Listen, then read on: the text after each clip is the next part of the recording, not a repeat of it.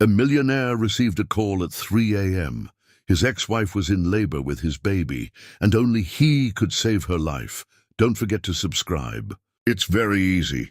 Just press the like button, hit subscribe, and leave a comment saying, "I am with Mr. Peter." Let's begin this journey together with care, kindness, and love, and make every moment meaningful as we start with love. The phone screamed at 3 in the morning, and Jeff Barber knew before answering that his life was about to split open. His hand found the device in the darkness, screen too bright against his eyes. Unknown number.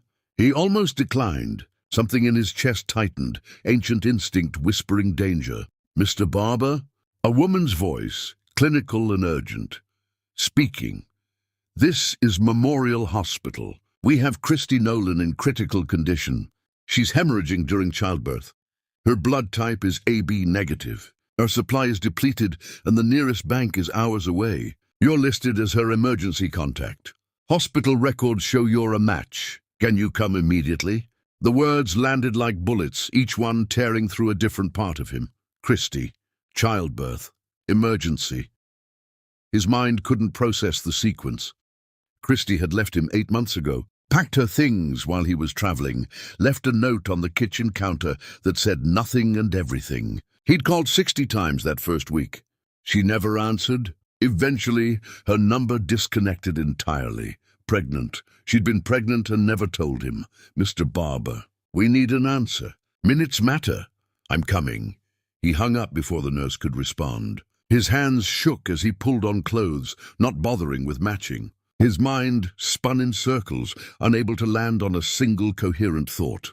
The elevator took centuries. The parking garage echoed with his footsteps. His car roared to life, and he drove through empty streets, the city a blur of streetlights and stop signs he barely saw. Pregnant. The word kept repeating, a drumbeat against his skull. Why hadn't she told him? Why had she disappeared so completely that he didn't even know she was carrying his child? His child! The hospital rose ahead, illuminated and cold. He parked crooked across 2 spaces and ran through automatic doors that opened too slowly. The reception desk was empty. He looked around wildly until a nurse emerged from a hallway. "Jeff Barber." "Someone called me." "Christy Nolan." The nurse's face shifted into professional relief. "This way, quickly." She led him through corridors that smelled of antiseptic and fear. They entered a room filled with equipment he didn't recognize. Another nurse appeared with forms, her mouth moving in explanations about procedures and risks. He signed everything without reading, hands moving on autopilot. They sat him in a chair, stuck a needle in his arm. He watched his blood drain into a bag, dark red and purposeful. The nurse said something about pints and replacement fluids. He didn't listen. He stared at that bag, at the piece of himself flowing out to save the woman who'd stopped being his wife, but never stopped being the only person he'd ever truly loved. Time dissolved. A doctor appeared, younger than Jeff expected, exhaustion carved into his features. "The transfusion worked. Mother and baby are stable." "Mother and baby, can I see them?" The doctor hesitated. "She's in recovery, but the baby is in the nursery. Would you like to meet your daughter?" "Daughter?" Jeff couldn't speak. He nodded. They led him to a room with rows of plastic bassinets, each holding a tiny bundle. The nurse walked to one near the window and carefully lifted the infant, bringing her to Jeff with the solemnity of a sacred offering. "This is Dolly."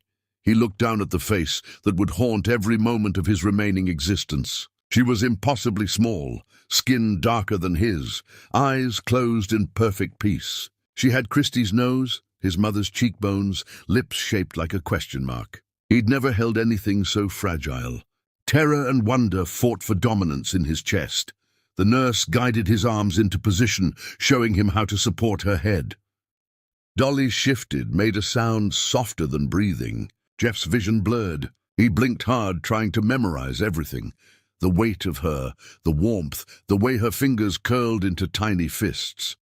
He stood there, swaying slightly, counting her breaths. The clock on the wall marked time passing, each minute both eternal and devastatingly brief.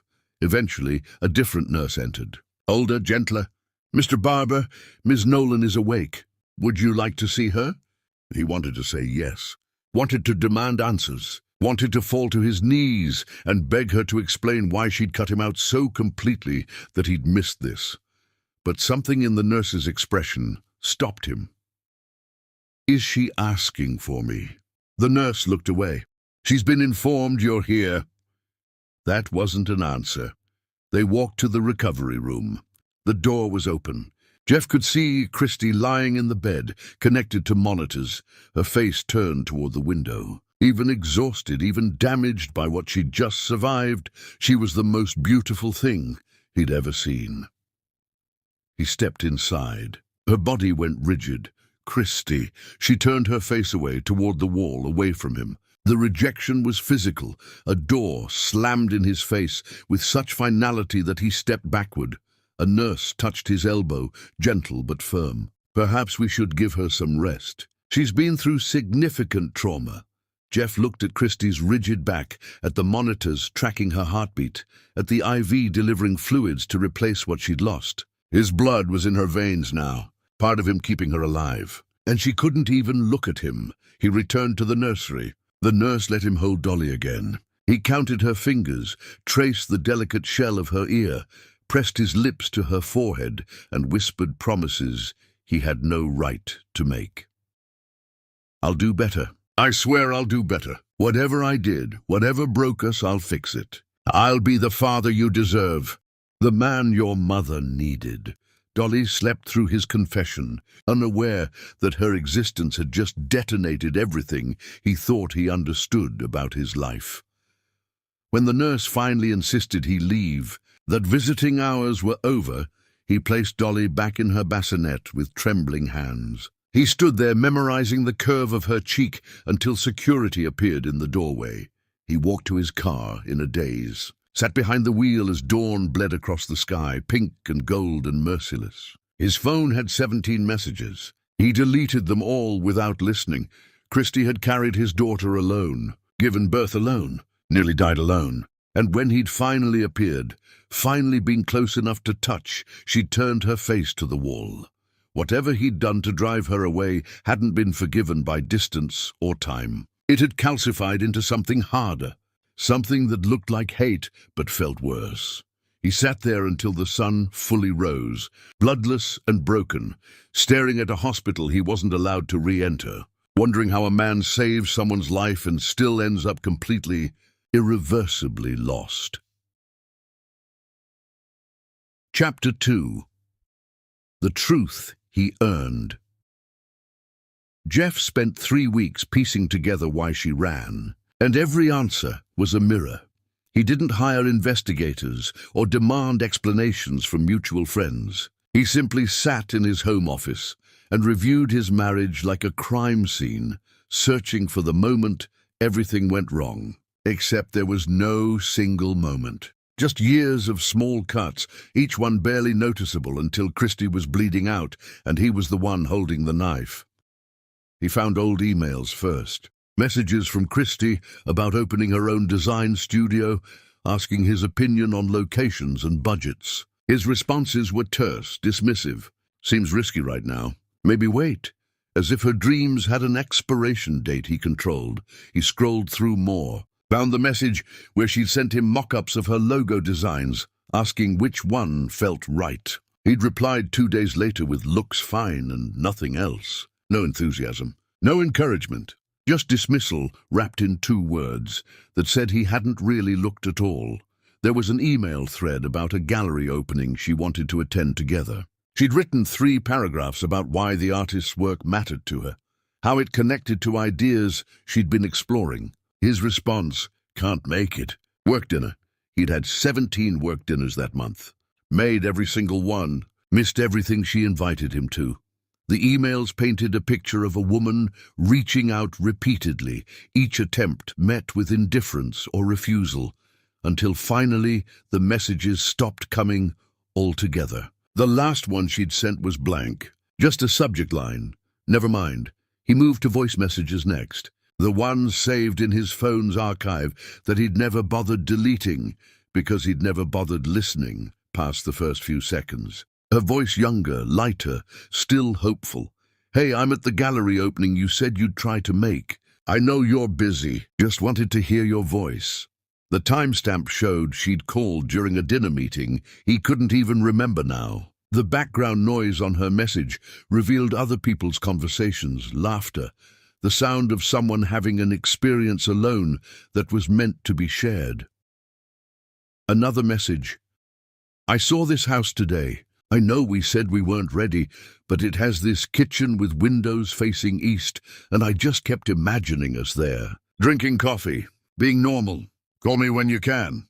He never called back, never asked about the house, never acknowledged that she'd spent time dreaming about their future while he was too preoccupied with his present.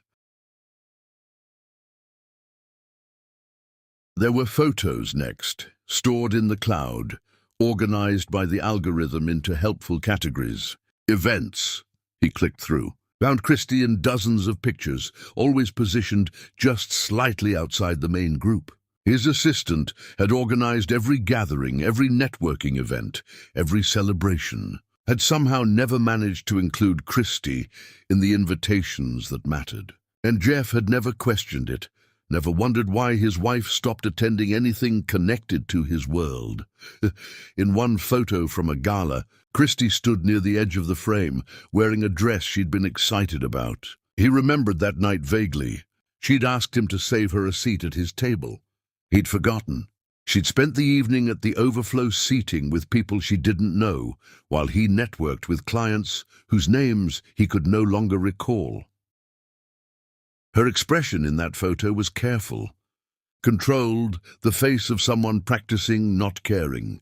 He found more pictures where she appeared as background, decoration, an accessory that didn't quite fit the aesthetic his world demanded.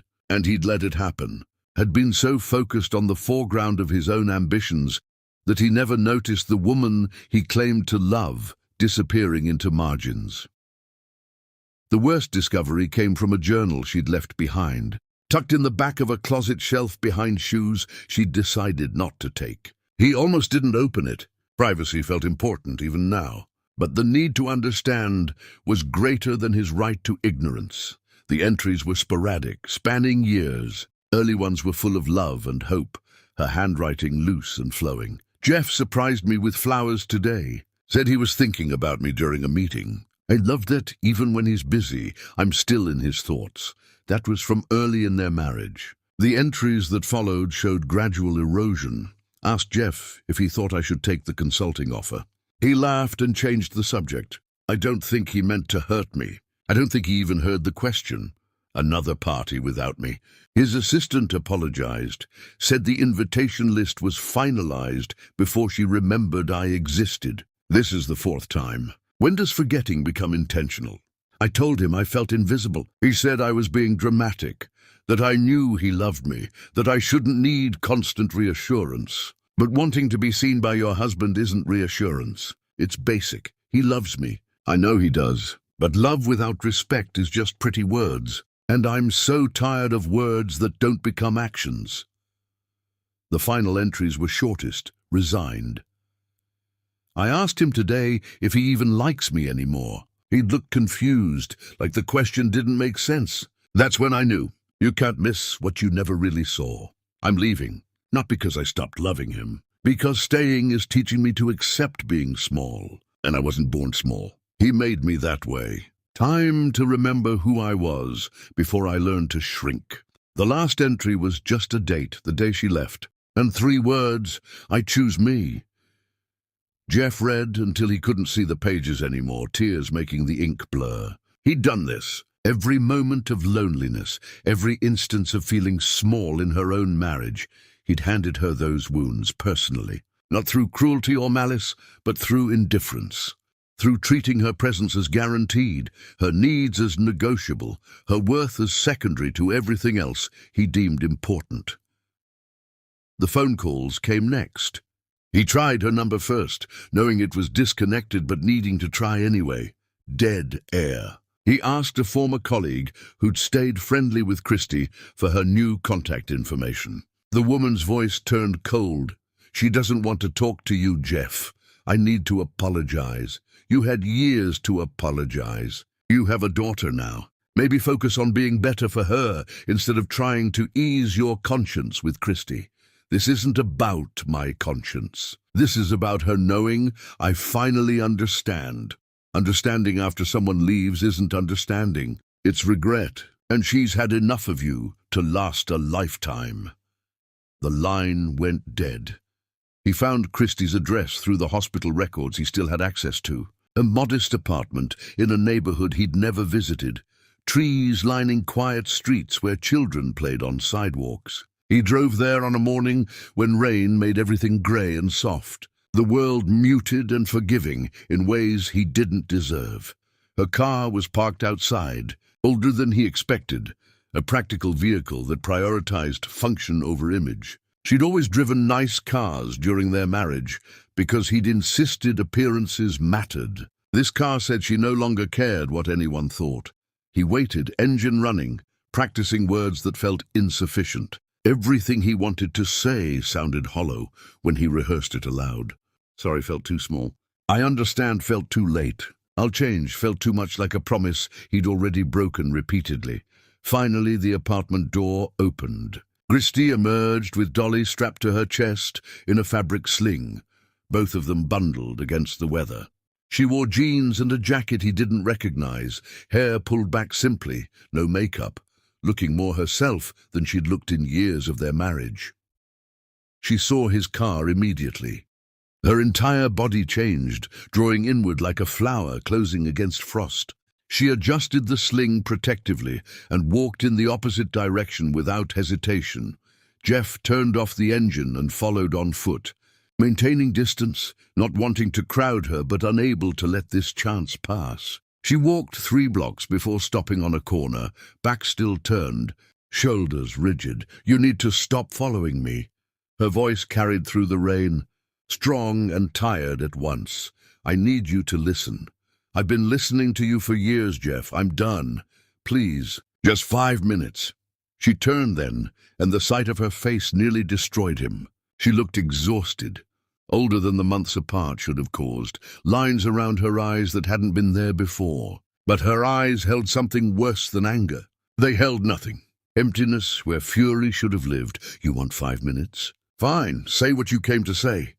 He stepped closer, stopping when she stiffened. Rain soaked through his shirt. Dolly slept against Christie's chest, unaware of the wreckage surrounding her, peaceful in the protection of her mother's arms. "I read your journal. I know I have no right, but I did. And I need you to know I see it now. Every time I dismissed you, every time I made you small, every time I chose everything else over you. I thought I was building a life for us, but I was just building walls around myself and leaving you outside." Christie's jaw tightened, but she said nothing, waiting. "You left because I didn't trust you, didn't value you, made you invisible in your own marriage, treated your dreams like hobbies and your needs like inconveniences. And you were right to leave. You were right about everything. Is that supposed to fix something? No, nothing fixes this. I just need you to know I understand now what I destroyed." She shifted Dolly higher, protecting her from rain that was falling harder. "You understand now? After I left, after I nearly died giving birth alone, after you had no choice but to see me as something other than background noise in your perfect life. Yes, that's not growth, Jeff. That's consequences. You're not becoming a better person. You're just finally experiencing the results of being who you always were." The words hit like fists. He absorbed them, nodded, accepted them as truth. "You're right. I know I'm right. I spent years being right while you were too busy to notice." A woman with an umbrella passed them, glancing curiously at this confrontation happening on a street corner in the rain.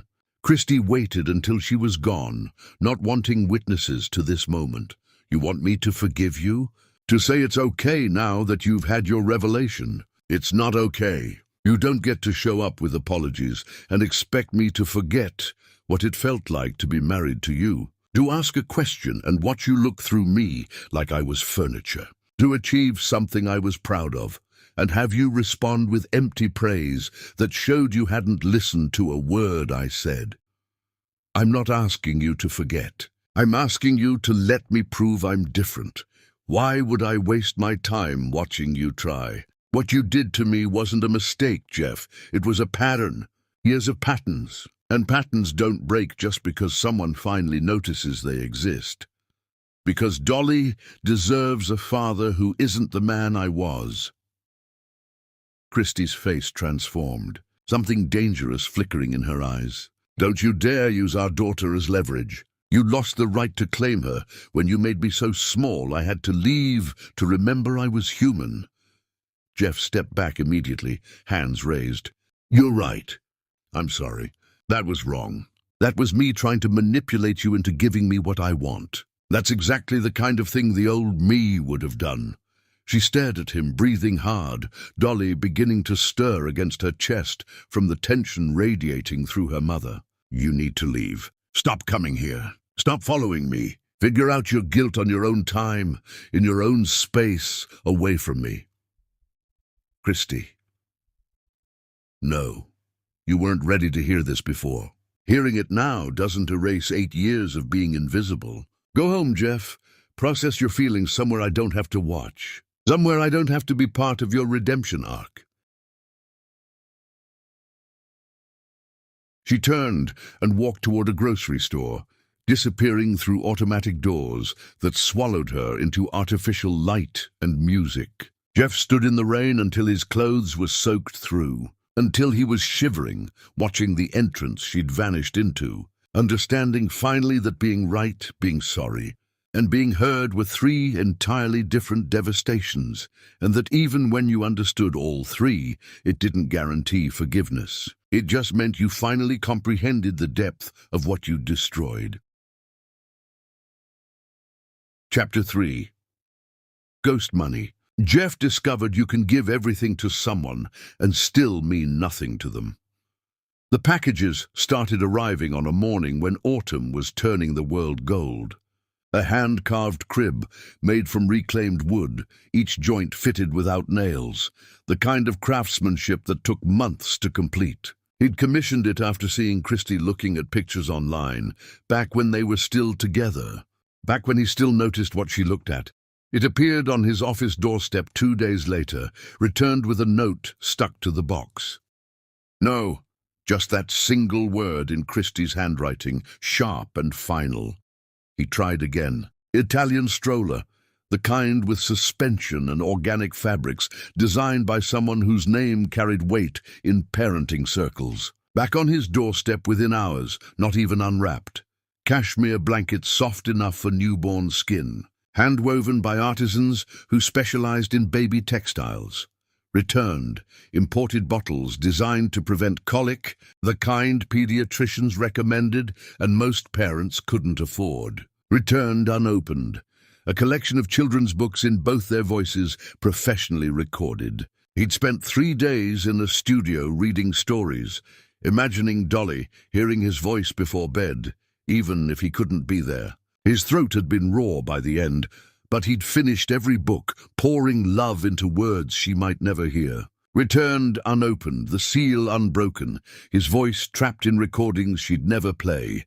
Flowers next. He remembered Christie loved peonies, their ridiculous fullness, the way they smelled like expensive perfume and promised things about beauty being temporary but worthwhile. He sent them with no card, no expectation. Just beauty offered without strings, without demands, without his name attached to corrupt their innocence. They appeared in the dumpster behind her building that same afternoon, still wrapped, already wilting in the autumn heat. Their brief perfection wasted because they'd come from him. He called. Her phone was disconnected. He texted the old number anyway, messages disappearing into digital void, read receipts never appearing, his words floating in electronic space like prayers to a god who'd stopped listening. He wrote letters, pages and pages of truth and apology and desperate promises, his handwriting deteriorating as emotions overwhelmed precision. Every envelope came back stamped with mechanical precision, returned to sender. His assistant watched this pattern with increasing concern, seeing her employer unravel over someone who clearly wanted nothing to do with him. "Sir, maybe it's time to accept—" "Don't. I'm just saying, if someone doesn't want—" "I said don't."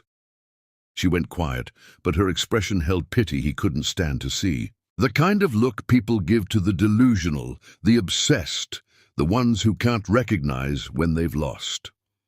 So Jeff changed tactics. If Christie wouldn't accept anything with his name attached, he'd remove his name entirely, become invisible in his generosity, a ghost whose only haunting was the absence of obstacles in her path. He called her landlord from an untraceable number, voice disguised through a modulator that made him sound like someone else entirely. Paid 6 months' rent in advance, cash delivered by courier who'd been instructed to reveal nothing about the source. The landlord never questioned it. Money spoke its own universal language, asked no uncomfortable questions, demanded no explanations. The hospital bill was next. He created a shell corporation, 3 layers deep, untraceable to his name even if someone investigated. Paid the entire balance, more money than most people saw in years, and insured the records showed it coming from a charitable foundation that didn't exist outside the papers. Filed to make it look legitimate. Organic groceries appeared on Christie's doorstep every Monday morning. Fresh vegetables, still dewy from harvest, grass-fed meat from sustainable farms, whole grains and fruits, and everything a nursing mother needed to stay healthy while feeding their daughter. Delivered by a service he paid in cash, instructions to never reveal the source, to act like it was a government program or community charity if asked. He paid the utility bills through automated systems that hid the origin. The car insurance premiums that would have stretched her budget, the health insurance that covered Dolly's checkups and vaccinations. Every expense he could identify and eliminate without her knowledge, he did, treating her life like a puzzle where the goal was removing obstacles before she even knew they existed. His accountant questioned the withdrawals, seeing patterns that looked suspicious on paper. "This is unusual activity, Mr. Barber. Large cash movements, shell companies, untraceable payments. It looks like what? Like you're hiding assets, or preparing for legal trouble, or engaging in activities that could attract unwanted attention from authorities, who ask questions about unusual financial behavior. I'm taking care of my family. Your ex-wife has made it clear she doesn't want your help. This isn't care. This is—" he paused, searching for words. "This is something else. Something that might not look good if examined closely. She doesn't get to choose whether I help. She only gets to choose whether she sees me do it." The accountant left, shaking his head, probably adding Jeff to some internal list of clients who'd lost their grip on reality, who'd need monitoring to ensure their delusions didn't lead to legal complications. Maybe he had lost his grip. Maybe this was madness, wearing the face of love. Late at night, Jeff drove past Christie's apartment, not stopping, not lurking in ways that would attract police attention, just passing by slowly enough to see the lights on in her windows. He imagined Dolly sleeping in a room his money had helped maintain, wrapped in safety he'd purchased anonymously, breathing easier because he'd cleared obstacles she'd never know existed. The building was old but well-maintained now. He'd arranged for repairs through the property management company, instructing them to prioritize this specific unit, to treat every maintenance request as urgent. Broken appliances replaced immediately, heating fixed within hours, plumbing problems solved before they could become emergencies. Christie probably thought she'd found the last honest landlord in the city. Jeff didn't correct the assumption. It should have felt good, noble even. Instead, it felt like drowning, like being in the same ocean as someone you love, but separated by currents too strong to swim across, able to see them, but never touch, watching them survive without knowing you're there, keeping sharks at bay. His assistant entered his office one morning to find him staring at his phone, at a bank statement showing another substantial transfer. Numbers that would change most people's lives, rendered meaningless by the fact that the recipient would never know they came from him. Another payment? Good medical equipment. Dolly's pediatrician suggested tests for something. Expensive ones that insurance won't fully cover. Christy shouldn't have to choose between thorough care and financial stability. How do you even know what her pediatrician suggests? Jeff didn't answer. Couldn't explain that he'd called the office pretending to be updating emergency contacts, had sweet-talked a receptionist into mentioning upcoming appointments and concerns. It sounded insane even to him, this level of surveillance disguised as care, this monitoring that crossed every reasonable boundary while somehow feeling necessary. Sir, this has to stop. You're hemorrhaging money on someone who's blocked you from her life. It's not healthy. It's obsessive. Health isn't the goal. Then what is? Penance. Provision. Being present in the only way she'll allow, which is not being present at all. The word hung between them, heavy and final. Explanation that explained nothing. His assistant gathered her things quietly, the gesture of someone preparing to leave more than just the room. I think you need to talk to someone. A professional, someone who can help you process what you're going through and maybe establish healthier boundaries. I talk to professionals constantly. They manage my money, my properties, my legal obligations. They help me hide my involvement so the people I love can benefit without the burden of gratitude. I mean someone who can help you process the emotional component. A therapist, a counselor, someone who specializes in helping people move forward instead of remaining trapped. I don't need processing. I need Christy and Dolly to have everything they require without the burden of accepting it from me. That's all I need. That's the only thing that makes any of this bearable. She left without another word, resignation implicit in her posture. Jeff returned to his routine of invisible generosity. Payment after payment, gift after ghost gift, all the love he couldn't give directly transformed into resources that appeared like magic. He was everywhere in their lives and nowhere, present in every comfort, absent from every moment that mattered. The world saw a billionaire with too much money and no sense, someone whose grief had curdled into something unhealthy. Christy saw nothing. She never acknowledged the payments, never questioned where the money came from, never looked at her suddenly easier life and wondered about the invisible architect behind her good fortune. Maybe she thought she was luckier than she'd realized. Maybe she assumed government assistance or charity from community organizations. Maybe she simply didn't have time to investigate blessings that arrived without explanation. Too busy surviving single parenthood to question why survival had suddenly become less brutal. Jeff told himself it didn't matter whether she knew. That providing was enough. That love didn't require recognition to be real, didn't need acknowledgement to have value.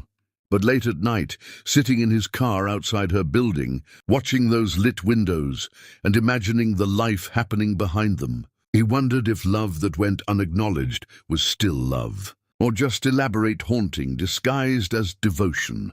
The world called him a billionaire. Christy would call him nothing because she didn't know he was there, didn't know his name was written in invisible ink on every aspect of her survival. And Jeff existed in the space between those two truths. Giving everything he had to people who would never know his name was the reason their lives had suddenly become manageable. Some people built monuments to be remembered. Jeff built infrastructure to be forgotten. And both in their own way were forms of immortality. Chapter 4. The Vigil. Obsession wore Jeff's face now, but the papers called it philanthropy. He knew Christie's routine better than he'd ever known it during their marriage, which said everything about who he'd been versus who he was becoming. Morning walks started when the sun rose pale over the neighborhood, Dolly bundled against her chest in that fabric sling. Always the same route, down Maple Street, around the park with the old oak trees, stopping at the coffee shop on the corner where the barista knew her order without asking. Jeff positioned himself carefully, strategically, like a general planning campaigns, except the only territory he wanted was proximity. Different locations each time to avoid pattern recognition, never close enough to be noticed, always close enough to see. He bought a camera with a zoom lens, told himself it was for documentation, not stalking. The distinction felt important, even if it wasn't real, even if legally and morally the difference was negligible. Thursday mornings they went to the park. Christy would spread a blanket under the oak trees, whose roots had broken through sections of pathway, and let Dolly explore the grass, tiny hands grabbing at dandelions and clover, while Christy read books that made her frown in concentration. Psychology texts, business strategy guides, novels with worn covers that suggested rereading. Jeff watched from his car, parked 50 yards away behind a row of hedges, and memorized the way sunlight caught in Christy's hair, the way she'd pause her reading to check on Dolly, the way she seemed more relaxed here than she'd ever been in their expensive home. Weekends were harder to navigate. They'd go to a farmer's market downtown, Christy buying vegetables and fresh bread, while Dolly watched everything with enormous eyes that absorbed the world like it was all new and fascinating. Jeff followed on foot, always 2 stalls behind, pretending to examine apples he'd never buy, while actually watching his daughter experience the world he wasn't part of. He learned which vendors Christy preferred, which ones would give Dolly small treats when her mother bought produce, which corners of the market she avoided because they were too crowded for comfortable navigation with a baby. He saw Dolly's first steps through that camera lens, witnessed milestone he'd never been meant to see. Christy had been sitting on a bench at the park, and Dolly pulled herself up using the bench slats, determined concentration on her infant face. She took 3 wobbling steps before falling onto grass, the impact soft enough not to hurt. Christy's face transformed into pure joy, the kind of expression Jeff had rarely inspired in their entire marriage. His hands shook so hard he nearly dropped the camera, but he managed to capture the moment. Proof that his daughter was growing, even as he remained frozen in position of permanent observer.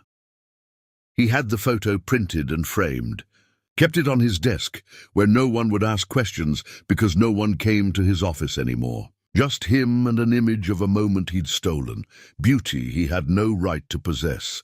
His professional life began collapsing around him like a building losing structural integrity. Meeting requests went unanswered for days. Investment opportunities passed, while he sat in parked cars, watching his former family exist without him. His assistant resigned with barely concealed frustration, unable to watch him deteriorate, unable to enable behavior she clearly thought was unhealthy. His board of directors started making noise about leadership concerns, about fiduciary responsibility, about whether someone this distracted could be trusted with the empire he'd built. He didn't care.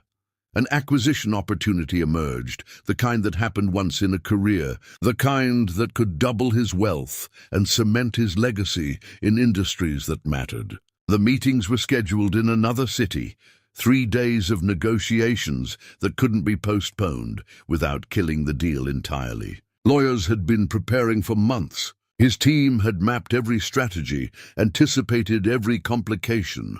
He cancelled everything. Dolly had a pediatrician appointment that week. He needed to be nearby in case something went wrong, even though Christy didn't know he was there, even though he couldn't help if trouble actually came, even though his presence was entirely symbolic and ultimately useless.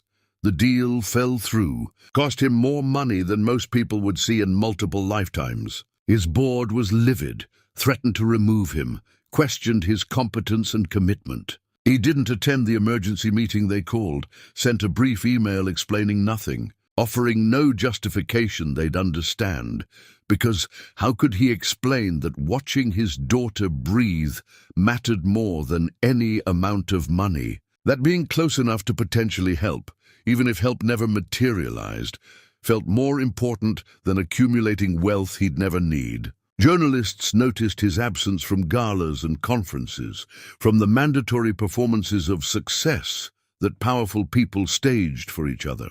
A reporter wrote a profile piece titled "The Vanishing Billionaire," that speculated about health problems, substance abuse, secret families overseas. All of it wrong. All of it failing to understand the simple truth that he'd found something more valuable than wealth or power or reputation. He'd found distance that let him see his daughter grow, even if she'd never know he was watching. Found purpose in protection she'd never acknowledge. Found meaning in the negative space of his own absence. His mother called, voice sharp with worry and thinly veiled anger. "Jeffrey, what's happened to you? People are saying terrible things. You need to make a statement, show your face, remind everyone who you are and why you matter. I know who I am." "Then why are you acting like a man who's lost everything, like someone defeated? This isn't the son I raised because I have lost everything. Or I never had it to begin with. I'm still determining which is worse. You're one of the wealthiest people in the country. You haven't lost anything except your mind, apparently. I lost my family. My wife, my daughter's first months, every moment that mattered while I was chasing things that didn't. Silence stretched between them, expensive and uncomfortable. Finally his mother spoke, voice gentler but no less concerned. "Then get them back. I'm trying, by disappearing, by letting your life fall apart, by becoming the subject of speculation and pity." "That's not trying, Jeffrey. That's giving up while pretending otherwise. By being close enough to help if they need me, by watching to ensure they're safe, by protecting them from distance since I forfeited the right to do it from nearby.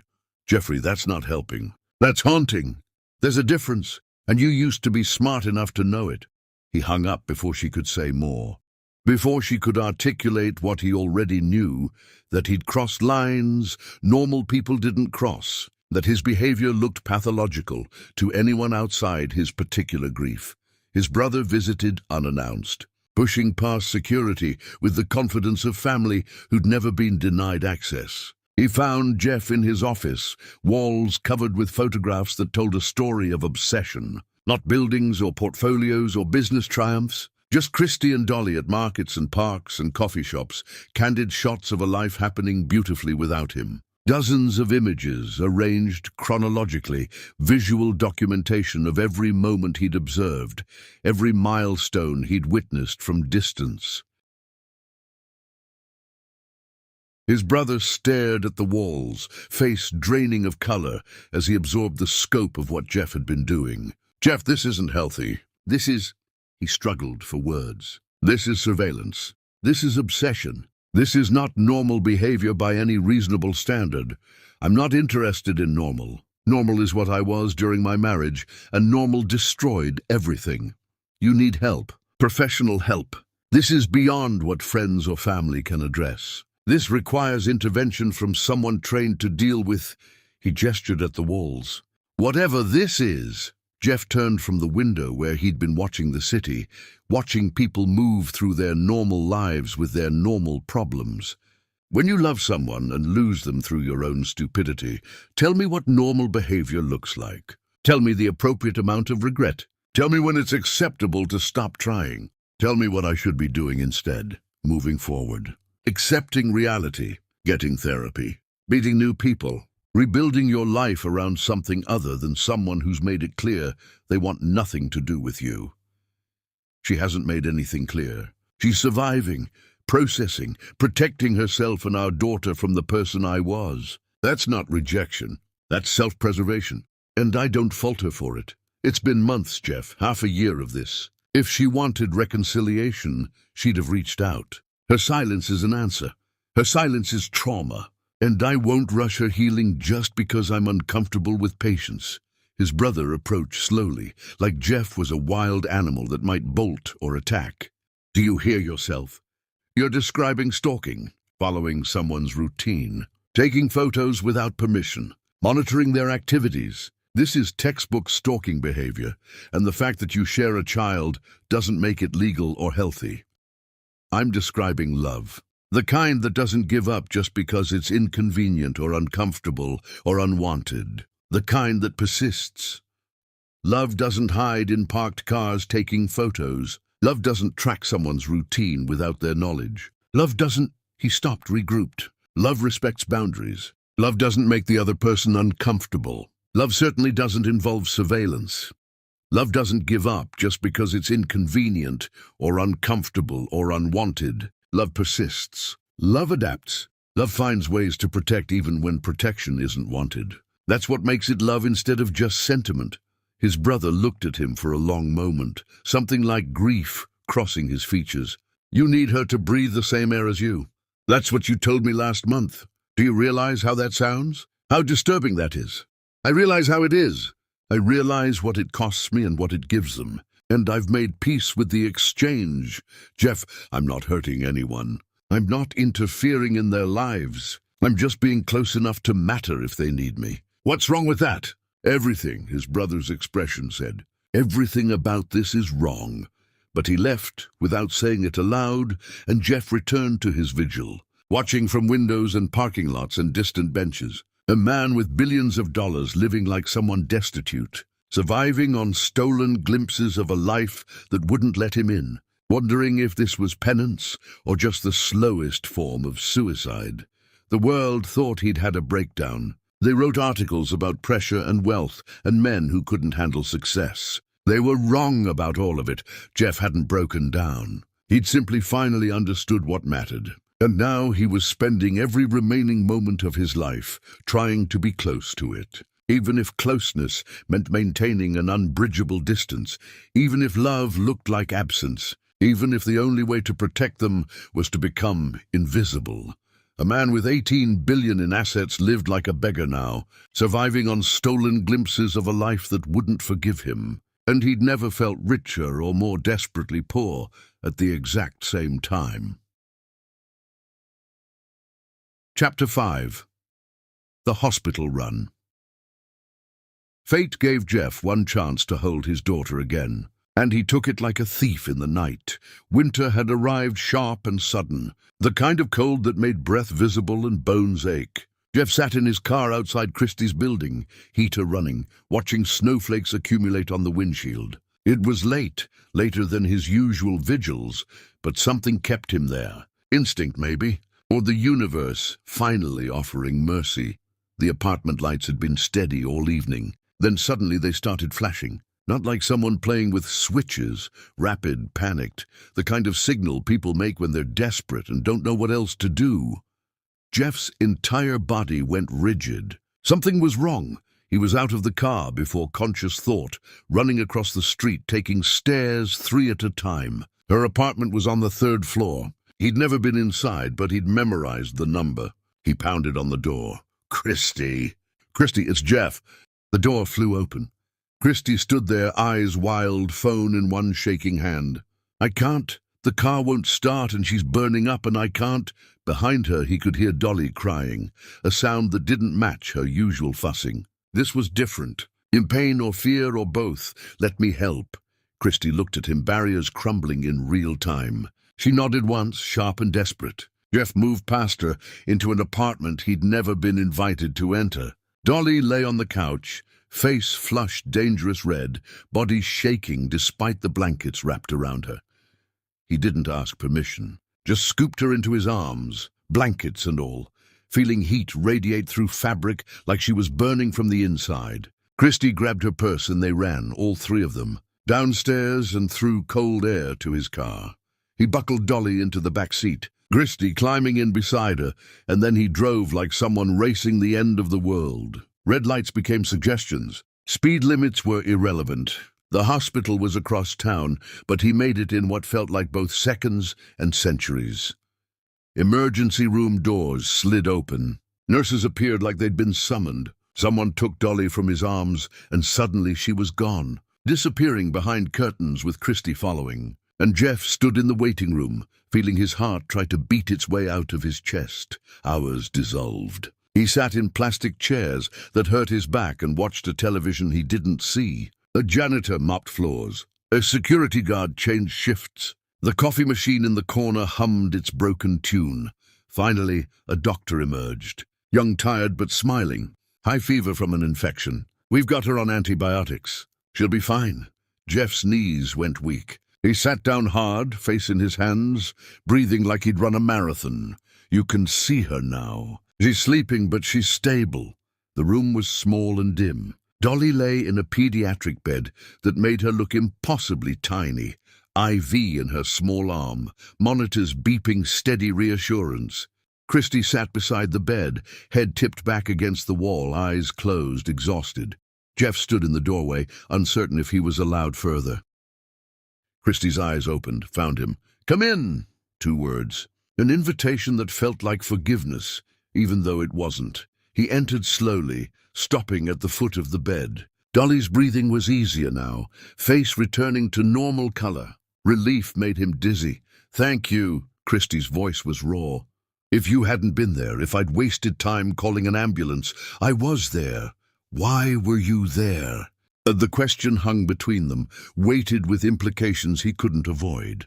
He could lie, make up something plausible about being in the neighborhood, about coincidence and luck, but he was so tired of lying. "I'm always there." Christy stared at him, understanding dawning across her face. "How long?" "Since the hospital. Since she was born. I watched to make sure you're both safe." He expected anger. Accusations of stalking, threats of restraining orders, fury at the invasion of privacy. Instead, Christy just looked at him, something unreadable in her expression. "That's why rent gets paid when I don't have money. Why groceries appear. Why bills I can't afford somehow get settled." "Yes. You've been taking care of us." "Trying to." She turned back to Dolly, watched her daughter breathe. "I should be angry. You should be. I can't find it right now. I'm too tired and too grateful and too scared to be angry at the person who just saved my daughter." Jeff moved closer, hovering at the edge of the bed, one hand almost touching Dolly's blanket. "I don't expect gratitude, or forgiveness, or anything. I just needed to be close enough to help if you needed me." "That's not normal." "I know. That's obsessive and invasive and probably a dozen other words my therapist would use." "I know that too." Christy was quiet for a long time. The monitors beeped. Somewhere down the hall, a baby cried. Finally she spoke, voice barely above a whisper. "You really have changed. I've had to. The Jeff I married would have sent money and felt like he'd done enough. He wouldn't have sat in parking lots watching to make sure we were safe. He wouldn't have run up 3 flights of stairs because lights were flashing.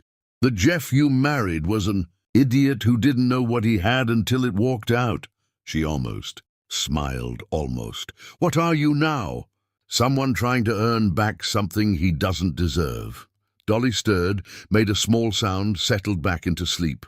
Jeff's hand finally made contact with the blanket, fingertips brushing fabric that covered his daughter.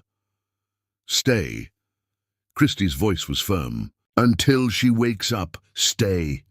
Jeff looked at her, searching for tricks or traps, found only exhaustion and a mother's desperate need to not be alone while her child recovered. "Okay." He pulled a chair close and sat down, never quite touching anything, but close enough to feel their presence. Christy's eyes closed again. Her breathing deepened into sleep, body finally releasing the terror that had gripped it. Jeff stayed awake, watching both of them, one hand hovering near Dolly's bed like a blessing he didn't have the right to give. He memorized everything, the rise and fall of their breathing, the way Dolly's fingers curled even in sleep, the way Christy's face softened when fear released her. Dawn came slowly, pale light creeping across linoleum floors. Nurses changed shifts. Breakfast carts rattled past. Dolly began to wake, eyes fluttering open, focusing slowly. She saw Jeff and didn't cry. Just looked at him with her enormous eyes, studying him with a child's perfect attention. Before she was fully conscious, before Christy woke, Jeff stood. He found paper and pen at the nurse's station. Wrote quickly, "I was here. I always will be." He left it on the windowsill where morning light would find it. Then he walked out, before anyone could wake and ask him to explain what he couldn't quite put into words. In his car, he sat motionless, watching the hospital entrance, knowing Christy would wake soon and find Dolly safe and him gone, wondering if absence could ever be its own kind of love. Christy woke to find Dolly smiling, a note that cracked something inside her chest, and the absence of the man who'd saved her child twice now. and she couldn't decide which hurt more. The years he'd been absent when she needed him, or the way he'd become present only after she'd learned to live without him. Chapter 6. The Transformation No One Believes. People kept asking what happened to Jeff Barber, and the answer was simple: he stopped pretending. The change wasn't sudden like a revelation. It was gradual, a glacier shifting, everything that had made him formidable slowly being ground into something unrecognizable. Partners noticed first. Meetings he would have dominated with aggressive strategy and ruthless intelligence became events where he listened more than he spoke, and where he asked questions instead of making declarations. A director presented expansion plans that would have excited him months ago, opportunities to enter new markets and increase revenue substantially. Jeff listened to the entire presentation, nodded thoughtfully, then said, "That conflicts with school registration deadlines." Confused silence filled the boardroom. Whose school registration? Jeff didn't answer, just declined the expansion and left the room while his board members exchanged concerned glances.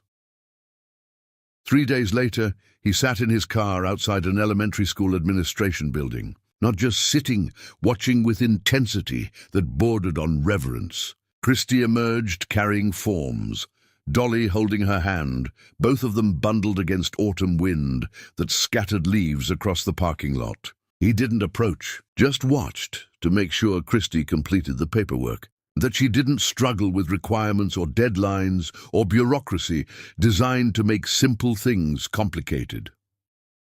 When they left, satisfied that the registration was complete, he remained parked there for another hour, staring at the building his daughter would attend, imagining her learning to read in classrooms he'd never see, imagining parent-teacher conferences he wouldn't attend, imagining a future unfolding in spaces he'd forfeited the right to occupy. His lawyer arrived uninvited one afternoon, briefcase full of custody petitions and legal strategies that had taken weeks to prepare. "We can file tomorrow. With your resources and her situation, the court will likely grant you substantial custody rights. We have documentation of your financial stability, your willingness to provide, your biological connection. The law is on your side here. Get out." The lawyer blinked, uncertain he'd heard correctly. "Mr. Barber, you have rights as a father. Legal rights. The law gives you pathways to establish custody, to ensure access to your daughter. We've invested significant time developing strategies that I said get out and don't come back. Send me a final bill and consider our relationship terminated." The lawyer gathered his papers, face tight with professional offense and genuine confusion. "You're making a mistake. You'll regret limiting your legal options." "I've made plenty of mistakes. I'm not adding this one to the list. I'm not forcing my way into my daughter's life through courts and lawyers and legal pressure. If I can't earn my way in, I don't deserve to be there." After that, word spread through professional networks that Jeff Barber had lost his edge. That wealth had finally broken him the way it broke everyone if they had too much for too long. They didn't understand that wealth had nothing to do with it. He'd finally encountered something more valuable than winning, and it was the simple act of not making things worse. He stopped wearing suits, showed up to the few meetings he still attended in jeans and shirts that had seen too many washings, fabric soft from age rather than luxury. His appearance committee sent concerned memos about brand image and professional standards, about the message his casualness sent to stakeholders and partners. He ignored everyone, deleted the emails without reading past the subject lines. He stopped attending conferences, declined speaking engagements that would have enhanced his reputation, let his subscriptions to industry publications lapse, stopped reading newsletters about market trends and competitor strategies. His world narrowed to a radius of a few miles, everything centered around the apartment where Christy and Dolly lived, like they were the sun, and he'd accepted his role as distant planet maintaining orbit. The letters came next, therapy disguised as correspondence. He wrote every few days, pouring truth onto pages the way people used to confess to priests. Not asking for anything, just explaining everything he'd done wrong, acknowledging every moment he'd made her small, cataloguing his failures with surgical precision. I replayed the night you told me you felt invisible. I said you were being dramatic. I can see your face now, the way it closed off when I dismissed your feelings. I can't take back those words, but I need you to know I understand now what they cost you. I found the gallery invitation you sent me. I'd promised to come. You'd spent weeks looking forward to it. I cancelled 2 hours before because a client wanted drinks. I don't even remember that client's name now. But I remember your voice when you called to say it was fine, that you understood. That understanding was you learning not to expect me. Every time my assistant forgot to include you on an invitation, I should have noticed. Should have questioned why my wife kept getting excluded from events I attended. Should have made your presence non-negotiable. Instead, I accepted explanations about finalized lists and limited space. I chose convenience over you repeatedly until you stopped asking to be included. He mailed them knowing they'd be returned. Watched them appear on his doorstep days later, envelopes unopened, his confessions unread. He kept writing anyway, because the act of articulating his understanding felt important, even if no one ever read the words, even if they were just exercises in self-awareness destined for disposal. Twice a month, he went to her door, knocked quietly, not pounding, not demanding. Waited while she decided whether to open it, respecting whatever choice she made. Sometimes she did, stood in the doorway with arms crossed, listening while he spoke, her expression neutral and evaluating. I understand now why you left. How I made you feel like furniture in your own life. How I prioritized everything over you and called it ambition when it was really just selfishness. I'm sorry. I'll always be sorry. Not because I want you to absolve me, but because you deserve to hear someone acknowledge what they did wrong. Christy never invited him in, never responded beyond the bare minimum, nods, occasional questions, mostly silence, but she listened, and that felt like more than he deserved. Other times she didn't answer at all. He'd stand there knowing she was on the other side of the door, feeling his presence through the wood, choosing silence as her response. He never knocked again once she'd made her choice clear. Just left quietly and returned 2 weeks later to try again, the cycle repeating with patient desperation. His friends staged an intervention during what they probably considered his darkest moment. 5 people he'd known for years, sitting in his living room with expressions of concern that masked judgment and discomfort, like they were visiting someone terminally ill. Jeff, this has to stop. You're destroying yourself over a woman who's moved on. You need to accept reality and start rebuilding. She hasn't moved on. She's surviving what I did to her. That's different. Moving on implies choice. She's enduring consequences. Semantics. Point is, you need to accept reality. Get therapy. Move forward. Meet someone new. There are plenty of women who'd be interested in someone with your resources and status. Jeff looked at them. These people who'd never understood what Christy meant, who'd probably encouraged the behavior that drove her away, who measured relationships in terms of status and resources rather than connection. You think love just stops because someone else stops returning it. We think obsession isn't love. We think what you're doing isn't healthy or productive. We think you need professional help. Then you've never loved anyone. Real love doesn't have an off switch. It just keeps going, even when it's inconvenient and painful, and makes you look pathetic to people who don't understand what it means to lose something that mattered. One friend leaned forward, voice careful, like he was addressing someone unstable. We're worried about you. We care about your well-being. That's why we're here. Don't be worried. I'm finally becoming someone worth worrying about. The version of me you knew was successful and empty. This version might look broken to you, but I'm more whole than I've ever been.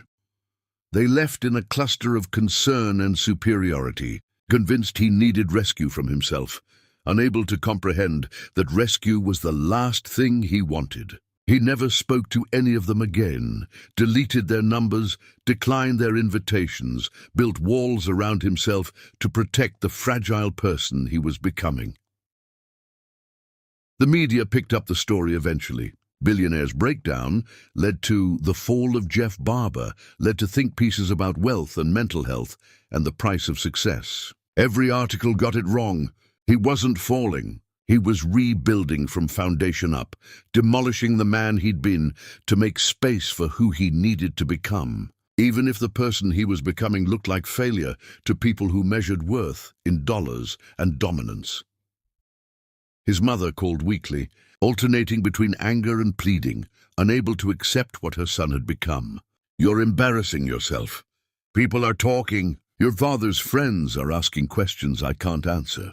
Questions about your mental state, your competence, whether the family name is being tarnished by your behavior. Tell them I'm learning humility. You're learning to be walked over. There's a difference between humility and letting people destroy you, is there? Or is that just what powerful people tell themselves to justify never admitting fault?" She hung up frustrated, unable to comprehend that her son had finally found something more important than reputation or status or the approval of people whose opinions had never mattered as much as they'd pretended. Late nights found Jeff sitting in his empty house, rooms too large for one person, silence echoing off expensive surfaces that had once represented achievement. He'd built this place to impress people whose names he couldn't remember now, filled it with art and furniture chosen by designers to signal wealth rather than reflect taste. Every corner screamed success, and none of it mattered anymore. He started selling things systematically, art collections that had been investments rather than beauty, pieces he'd bought because experts said they'd appreciate rather than because they moved him. Cars he'd purchased to signal status rather than because he enjoyed driving them. Properties scattered across cities he'd never visit again. Vacation homes he'd used twice. Investment real estate that generated income he didn't need. He kept only what he needed: one car, one home, enough clothes to function. Funneled everything else into accounts earmarked for Christy and Dolly, building their future while dismantling the monuments to his past. His financial advisor protested the liquidations. "You're selling assets at terrible rates. This isn't strategic. You're losing money on transactions we structured specifically for long-term appreciation. This is financial self-sabotage. Strategy is what got me here. I'm trying something else, which is simplification, clarity, reducing my life to what actually matters and discarding the rest, no matter what the market says it's worth. But the losses are just numbers. I need you to understand something. Money stopped mattering the moment I realized it couldn't buy back what I'd lost. Everything I'm selling was purchased during the years I neglected my family. It's all tainted. I don't want it anymore." The advisor left shaking his head, probably wondering if his client was having some kind of breakdown, unable to understand that this was the opposite, a breakthrough into clarity about what had value and what was just elaborate distraction. 6 months passed this way, then 9. People stopped asking questions, stopped expecting him to return to who he'd been. He became a ghost in his own industry, present only enough to sign necessary papers, absent from everything that once defined him. And through it all, he showed up at Christie's door. Every 2 weeks, like clockwork, with apologies that never felt adequate and humility that came too late, but came anyway. She never asked him to stop coming, never threatened restraining orders or called it harassment, just listened in doorways, face unreadable, then closed the door and returned to a life he'd forfeited the right to share. Jeff walked away each time, wondering if humility was supposed to hurt this much, if becoming better was always this slow, if redemption was even possible, or just a story people told themselves to make suffering feel purposeful instead of pointless. He realized, finally, that humility wasn't a strategy to win someone back. It was the price of admission to becoming someone worthy of the love he'd lost. And whether Christie ever let him back in didn't change the cost or eliminate the debt. He'd pay it anyway, every day, for the rest of his life if necessary, because love, real love, didn't end with a signature on divorce papers or with someone turning their face to the wall. It just changed shape, became patient, learned to wait in doorways and parking lots and empty houses, hoping not for forgiveness, but for the chance to be different when it finally mattered, if it ever mattered again. Chapter 7. The Invisible Architect. Jeff built his daughter's future from shadows, signing his name in invisible ink. The lawyer he hired for this was different from the custody attorney he'd fired. This one was older, quieter, someone who specialized in trusts and estates rather than battles and victories. They met in an anonymous office building. No logos, no connection to Jeff's name. I need to set up a fund. $5 million initially. More later. The beneficiary is my daughter, but my name can't appear anywhere on the documentation. The lawyer studied him over reading glasses. That's complicated. Legally, a parent establishing a trust usually... I don't care about usually. I care about possible. Why the secrecy? Because if she knows it comes from me, her mother will refuse it. And my daughter deserves a future that isn't limited by my past mistakes. The lawyer made notes, asking questions about distribution schedules and management structures. Jeff answered mechanically, focused not on the details, but on the principle. Dolly would have education covered, medical care, a house when she was older. Safety built from money that carried no strings, no obligations, no ghost of the father who'd failed her mother. There's also the matter of your existing will. Change it. Everything goes to Christie and Dolly, no conditions. If I die tomorrow, they get full control. That's unusual for someone with your assets. Most people, I'm not most people. And they're not most beneficiaries. They're my family. Family. The word sounded wrong in his mouth, a language he'd forgotten how to speak fluently. But he used it anyway, claiming a relationship that existed only in biology and hope. The documents took weeks to finalize. Jeff signed dozens of papers, each one a small act of invisibility. His name appeared nowhere beneficiaries would see. Just shell companies and blind trusts and legal structures designed to hide generosity behind bureaucratic layers. When it was done, the lawyer shook his hand. Your daughter is very fortunate. She's fortunate her mother left me before I could damage her the way I damaged Christie. The lawyer had no response to that. Jeff's calendar emptied further. No more board meetings to attend. No more deals to close. He'd stepped back from everything except maintaining the wealth that kept his daughter safe. Even that was mostly automated now, managed by people he trusted to keep systems running, while he focused on what mattered, which was proximity. He bought the building Christie rented in, not through his own name, through another shell company, layers of protection ensuring she'd never know. He kept rent exactly where it had been, never raising prices while surrounding properties climbed. He responded to maintenance requests within hours. Broken appliances were replaced immediately. The heat stayed on all winter. Christie probably thought she'd found the last honest landlord in the city. Jeff didn't correct the assumption. He funded the community center where Dolly attended playgroups. Anonymous donation, large enough to upgrade equipment and hire better teachers, but not so large it raised questions. He drove past during session times, watching through windows. As his daughter learned to socialize, share toys, navigate the complicated world of other children. His own childhood had been isolated, privileged, lonely.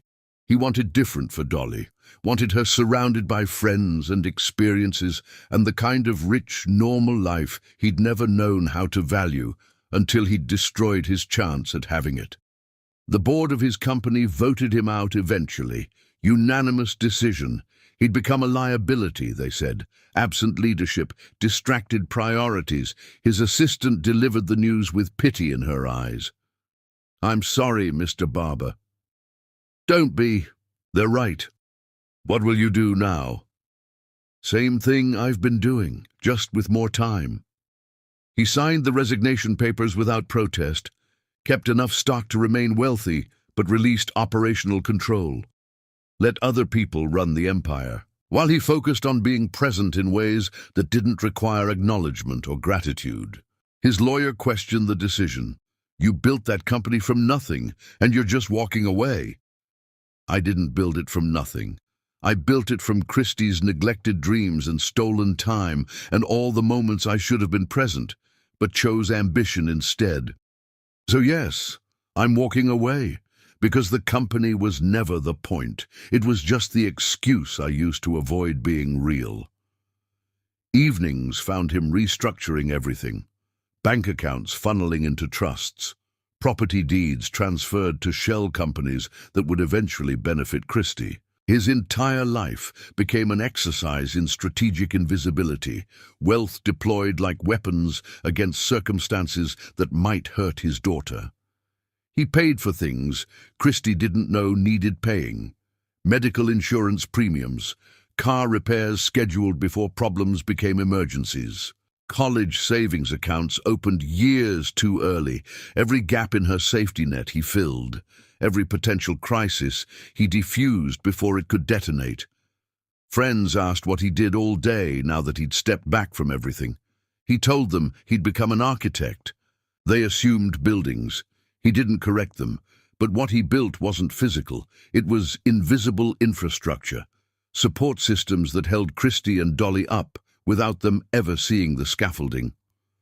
Love expressed not through presence, but through absence of obstacles. Late one night, sitting in his too large house, Jeff wondered if this was enough, if providing without being present was just another kind of failure. If love that never made itself known was still love, or just elaborate cowardice. He didn't have answers. Just the certainty that Dolly deserved every advantage he could give her, and Christie deserved freedom from the man who'd made her so small. If the only way to give them both what they needed was to be everywhere in their lives and nowhere in their awareness, then that's what he'd do. Build foundations they'd never see. Sign his name in invisible ink.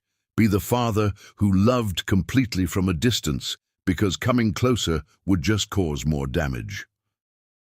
Some people left legacies in buildings or businesses or innovations that changed industries. Jeff's legacy would be simpler. A daughter who grew up safe, a woman who survived what he'd done to her and thrived anyway. Infrastructure he built knowing he'd never be thanked for constructing it. He could live with that, had to live with that. Because the alternative was doing nothing, and after everything he'd already failed to do, inaction felt like a sin worse than any mistake he'd made. So he kept building, kept signing documents, kept creating safety from shadows, and told himself that love didn't require witnesses to be real, that provision without recognition was still service, that being a father meant doing what was right for your child, even when, especially when, she'd never know you did it. Chapter 8. The Price of Her Name. Jeff lost everything defending a woman who still wouldn't speak his name. The attack came from a rival corporation, someone he'd beaten in acquisitions years ago, someone whose grudge had calcified into something uglier than professional competition. They couldn't touch Jeff directly anymore. He'd stepped too far back, made himself too irrelevant to corporate warfare, surrendered positions that would have made him vulnerable. So they went after Christie instead. The story broke on a slow news cycle when people were hungry for scandal. Former wife of billionaire Jeff Barber accused of embezzlement. The article was detailed, damning, full of manufactured evidence about misappropriated charitable funds during their marriage. It claimed Christie had siphoned money meant for foundations, used her position to enrich herself, disappeared before auditors could investigate thoroughly. All of it was fiction, elaborate, carefully constructed fiction designed to look credible. But fiction printed in major publications became truth faster than corrections ever could. spreading through social media and secondary sources before fact-checkers could intervene. Jeff saw the article at dawn, sitting in his car outside Christie's building like always. His phone lit up with notifications, texts from former colleagues, calls from lawyers, emails from journalists wanting comment or clarification. He ignored all of them initially, rereading the article repeatedly, watching lies crystallize into something that could destroy Christie's reputation and future. The article included details only someone with access to confidential records could know, twisted and misrepresented, but specific enough to seem credible. Bank account numbers, transaction dates, meeting schedules, everything factual except the interpretation, which transformed innocent actions into apparent crimes. His hands were steady as he dialed his legal team, voice cold and precise. "I need a press conference, today, and I need every financial record from my charitable foundation, every transaction log, every audit report, every piece of documentation we have. Full transparency. Send it to every major outlet before noon. No redactions, no privacy concerns, everything." "Mr. Barber, we should craft a careful response. Assess the damage before—" "There's no assessment. There's only correction. The story is a lie designed to hurt someone I already hurt enough. Set it up. Now. I don't care what it costs or what it exposes about me. Just do it." They scrambled, understanding from his tone that argument was pointless.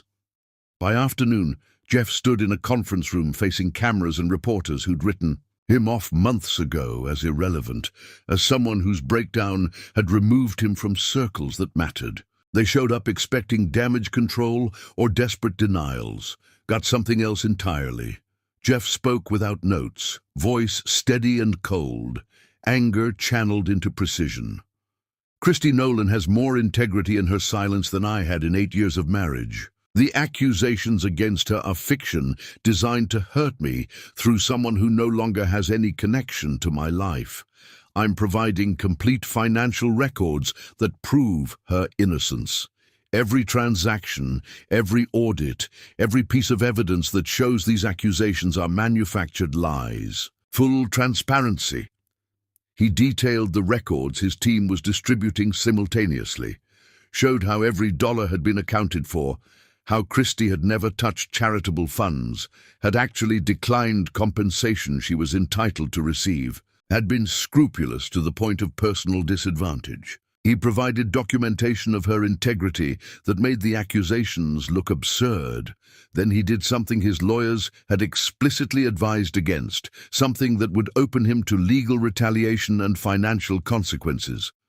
The people making these accusations know they're lies. They're using a woman I hurt enough already as ammunition in corporate revenge. So here's my response. Sue me instead. Come after me directly. I'm providing names and evidence of who fabricated these claims. Leave her out of it. She's survived enough damage from being associated with me. I won't let it continue, regardless of what it costs me. He threatened countersuits with specific details that demonstrated he'd done extensive research. Named names of executives involved in the fabrication, exposed the rival firm's tactics, with precision that came from years of corporate warfare, using skills he'd abandoned but could still deploy when necessary. By the time he finished, the room was silent, except for the sound of keyboards as reporters scrambled to rewrite stories, the narrative flipping in real time from Christie's scandal to someone else's malicious deception. It worked. The truth spread faster than the lies had. Major outlets issued corrections within hours. The rival firm's reputation took the hit intended for Christie, their stock price dropping as investors questioned leadership ethics. But revenge cost more than Jeff had calculated. The rival retaliated viciously and systematically, pulled contracts Jeff still had stake in, killed deals in progress through backroom pressure on mutual partners, leveraged relationships to bleed his portfolio with surgical precision, targeting every remaining vulnerability. Partners who'd been neutral suddenly sided against him, unwilling to risk association with someone embroiled in public conflict. Investments collapsed under coordinated pressure. Property values tanked as buyers mysteriously withdrew. Contracts were cancelled, citing vague concerns about reliability and reputation. The financial bleeding was ruthless and efficient. Within a month, Jeff's wealth had dropped catastrophically. Not poor. He'd never be poor with the assets that remained, but damaged in ways that would take years to recover from, if recovery was even possible. His legal team estimated losses in hundreds of millions, possibly crossing into billions, depending on how long the retaliation continued. They expected him to be devastated, to fight back with equal ruthlessness, to deploy the corporate warfare tactics he'd once mastered. Instead, he seemed relieved, almost lighter. Good, maybe now people will stop confusing money with what matters. Maybe losing most of it will finally teach me what I should have learned when I still had Christie. His assistant, one of the few who'd stayed through everything, looked at him with something like awe mixed with concern. You sacrificed everything for someone who won't even talk to you, someone who might never acknowledge what you did.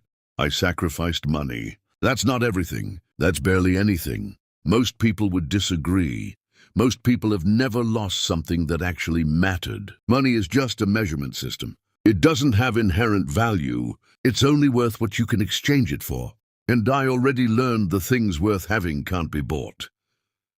The business press had a field day, articles dissecting his fall, analyzing his mistakes, declaring him a cautionary tale about emotional decisions in business contexts. Every piece focused on financial losses, strategic failures, the price of letting sentiment override logic. None of them understood he'd calculated the cost before making the choice, had known exactly what defending Christie would trigger and done it anyway without hesitation, because some things were worth more than wealth. And protecting the woman he'd failed from additional damage, he could prevent ranked higher than maintaining assets he'd never needed in the first place. Christie watched the press conference on her phone, Dolly napping nearby, unaware of the storm happening around her mother's name. She'd seen the original accusation that morning, felt old shame rising, the feeling of being collateral damage in Jeff's world, punished for proximity to power she'd never wanted. Targeted because someone wanted to hurt him, and she was vulnerable. Then she watched him dismantle the lies systematically, watched him expose himself to retaliation without flinching, watched him choose her safety over his own, transform himself into a shield against attacks meant for her. Her hands shook as she set the phone down. She pressed palms to her eyes, breathed through complicated feelings she couldn't name yet, emotions that had no simple category. He was different, unrecognizably different from the man who'd made her invisible, who'd have calculated the cost of defending her and chosen self-preservation instead. This version of Jeff didn't protect himself at others' expense. He absorbed damage meant for someone else without hesitation, without even considering alternatives. But she didn't call, didn't text, didn't reach out to thank him for something she'd never asked him to do, for protection she hadn't requested, just sat in her quiet apartment, watching afternoon light move across walls, whispering to Dolly, who couldn't hear. Your father is learning what should have been obvious from the beginning, that people matter more than anything else. That love means sacrifice without expectation of return. Redemption, she was beginning to understand, wasn't performed on stages for applause. It was bled out in choices no one applauded, in sacrifices made without expectation of recognition, in the slow, painful work of becoming different when no one was watching, except the person you'd harmed most. Jeff was bleeding out his redemption publicly, letting the world watch him pay for defending her name. And Christie, despite every wall she'd built, despite every reason to stay distant and protected, felt something crack in her chest. Not forgiveness. Not yet, but acknowledgement. The beginning of seeing him as something other than the man who'd destroyed her. The first glimpse of who he'd become in the ruins of who he'd been. She picked up her phone again. stared at the paused image of Jeff facing cameras, shoulders straight, despite knowing what his words would cost, expression calm, while setting himself on fire to keep her safe from sparks. Her finger hovered over contacts. His old number was still there, never deleted despite being disconnected. She could find his new number easily enough. Could reach out, could offer something, thanks, acknowledgement, the smallest recognition that she'd seen what he'd done. Her finger moved away. She locked the phone, placed it face down on the table. Not yet. He'd changed, yes. Proven something important beyond question. But actions weren't automatic erasure of history. Proof of transformation wasn't the same as permission to return. Wasn't forgiveness disguised as gratitude. So she sat with her complicated feelings, watching Dolly sleep peacefully, wondering how long she'd make him wait before admitting she'd been paying attention all along, that she'd seen every sacrifice, counted every cost he'd paid without complaint, wondering if there was a timeline for forgiveness or if it just arrived one day unannounced, like spring after winter that felt endless. Chapter 9. The birthday that stopped time. Dolly turned 4, and Jeff came to watch her outgrow the father she never knew. The park was perfect. Autumn had painted everything gold and red. Trees dropping leaves that crunched underfoot, air crisp enough to make breathing feel like medicine. Christy had chosen this place carefully, reserving the pavilion, decorating with balloons that caught wind and danced. Jeff parked 2 blocks away like always, walked slowly, hands in jacket pockets, a ghost attending a celebration he had no invitation to join. He could see the party from the sidewalk, children running, parents clustered in conversation, Christy moving through it all with practiced grace. And Dolly, his daughter, wearing a yellow dress that made her look like captured sunlight, hair done in careful braids, laughing at something another child said. He found his position behind a line of oak trees, far enough to be invisible, close enough to see. His chest hurt in ways that had nothing to do with physical pain. This was grief and love tangled together, the particular agony of watching your child grow into someone who didn't know you existed. The party followed familiar rhythms, games with prizes, snacks arranged on tables, parents taking photos while children performed unself-conscious joy. Jeff watched it all, memorizing details, storing images he'd replay later in his empty house. Christy lifted Dolly onto a carousel horse, securing her carefully, stepping back as the ride began its slow rotation. Dolly's face transformed into wonder, small hands gripping the pole, entire body relaxed into trust that nothing bad would happen while her mother watched. Jeff's vision blurred. He blinked hard, refusing to let tears interfere with these stolen moments. The cake came next. Elaborate construction shaped like a castle, candles blazing, everyone singing off-key. Dolly leaned forward, face serious with concentration, and blew. Candles extinguished. Adults cheered. Children demanded cake immediately. Jeff smiled despite everything. His daughter was happy, surrounded by people who loved her, celebrating in the way children deserved, completely unaware of the man watching from trees who'd give anything to be standing beside her mother, singing those same off-key notes. He'd planned to leave after cake, had promised himself he wouldn't stay too long, wouldn't risk being noticed, wouldn't turn her birthday into something uncomfortable. Just witness it, hold the memory, return to his car and his empty life. He turned to walk away. "Stop, Papa." The voice was small and bright and impossible. Jeff froze mid-step, every muscle locked, brain unable to process what he'd heard. He turned slowly, terrified of what he'd see. Dolly was running toward him, actually running, tiny legs pumping, yellow dress flowing, balloons still clutched in one hand. She was looking directly at him, face determined, moving with the absolute certainty of a child who knew exactly what she was doing. The world narrowed to 7 yards of grass between them. Jeff couldn't move, couldn't breathe, couldn't do anything except watch his daughter close the distance he'd maintained for years. Behind her, Christy's head snapped up, her face drained of color.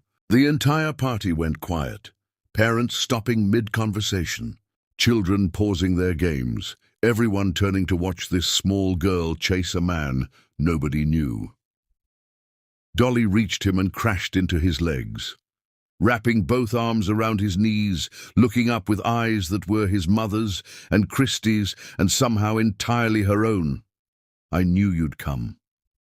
Her voice was matter-of-fact, like she'd been expecting him all along, like his presence was inevitable rather than impossible. Jeff couldn't form words. His throat closed around everything he wanted to say, every explanation and apology and desperate expression of love. He managed one word, voice wrecked beyond recognition. "Dolly." She smiled, radiant and uncomplicated. "Mama talks about you. She thinks I'm sleeping, but I hear her. She says you're learning to be better. Are you better now?" So the question destroyed him.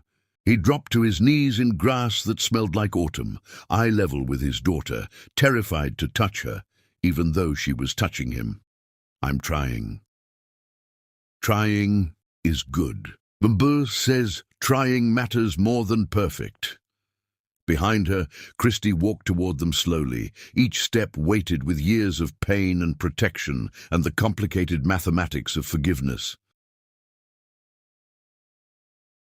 She reached them and stopped, standing above where Jeff knelt with their daughter's arms still wrapped around him. Parents at the party whispered. Children watched with open curiosity. The moment stretched, fragile and enormous. Everything balanced on what happened next. Christie looked down at Jeff, at the man who'd bled for her, vanished for her, sacrificed everything for her, and never once demanded credit. Her voice shook when she spoke. "She's been asking about you. Started a few months ago. Where's my papa? Why doesn't he come see me?" I didn't know how to answer. Jeff's hands hovered near Dolly, not quite touching, afraid of breaking whatever spell had brought her to him. "I didn't want to force my way in. Didn't want to cause more damage. You've caused enough damage through absence, Jeff, through trying so hard not to hurt us that you made yourself into a ghost. I thought that's what you wanted. I wanted you to become someone different. You did, but then you stayed away like being different meant being gone." Dolly tugged on Jeff's shirt. "Don't you want to be here, Papa?" The question broke something fundamental. Jeff's carefully maintained composure cracked, tears he'd held for years finally spilling over. His voice was barely audible. "I want to be here more than I've ever wanted anything. But I don't deserve—" "Stop!" Christie's voice was firm. "Stop deciding what you deserve. Let me decide. Let her decide." She crouched down beside them, creating a triangle, mother, father, daughter, in grass surrounded by witnesses and abandoned party games. Her hand moved to Jeff's shoulder, first touch in years, weight of it nearly unbearable. "You've changed. I've seen it. I've watched you become someone who puts us first even when it costs everything. That matters. It doesn't erase what you did, but it matters." Jeff looked at her through blurred vision, searching for tricks or traps or temporary mercy that would evaporate, found only exhaustion and hope warring in her expression. Dolly solved the problem by wrapping her arms around both their necks, pulling them into awkward proximity, laughing at her own ingenuity. "See? Better already." Christie almost smiled, almost. "It's not that simple, baby." "Why not?" "Because people hurt each other, and healing takes time. Is Papa still hurting you?" The question made Christie pause. She looked at Jeff, really looked, seeing someone unrecognizable from the man she'd divorced. Someone humbled and present and desperately uncertain. Someone willing to kneel in public grass and let their daughter decide his fate. "No, he's not hurting me anymore. Then he can stay at my party." Jeff started to decline, to insist he shouldn't intrude, to retreat back into the careful distance he'd maintained. But Christie spoke first. "He can stay." 2 words. Permission that felt like forgiveness, even though it wasn't quite that yet. Jeff nodded, unable to speak. Dolly cheered, grabbed his hand, her small palm in his large one, connection that rewired everything, and pulled him toward the party. The other parents watched with confusion and curiosity. Christie followed behind, not explaining, just allowing this strange reunion to unfold. Jeff let Dolly lead him to the cake table, accepted a slice he couldn't eat, stood awkwardly while children asked who he was. "My papa!" Dolly announced with absolute certainty. He was lost, but now he's found. The children accepted this explanation with easy faith. Adults were less certain, but Christie's presence, her quiet permission, made it acceptable. The party resumed slowly. Jeff stayed at the edges, not quite participating, but no longer watching from distance. Dolly checked on him every few minutes, bringing him leaves she found interesting, showing him how high she could jump. Performing childhood in all its unself-conscious glory, Christie watched this cautiously. Monitoring for signs, Jeff would revert to old patterns. But he stayed quiet, attentive, letting Dolly set every boundary, never pushing or demanding or expecting more than she offered. As the party wound down, parents collecting children, balloons deflating, Dolly grabbed both their hands. "This is my best birthday ever." Christie's eyes met Jeff's over their daughter's head. Years of pain and hope and complicated feelings passed between them without words. Finally, Christie spoke. "We need to talk. Not now, not here, but soon. Whenever you're ready. I don't know if I'll ever be ready, but we need to figure out what happens next. Whatever you decide, I'll respect it." She studied him, searching for manipulation or strategy, found only sincerity that looked exhausted from the effort of maintaining itself. "You can walk us to the car."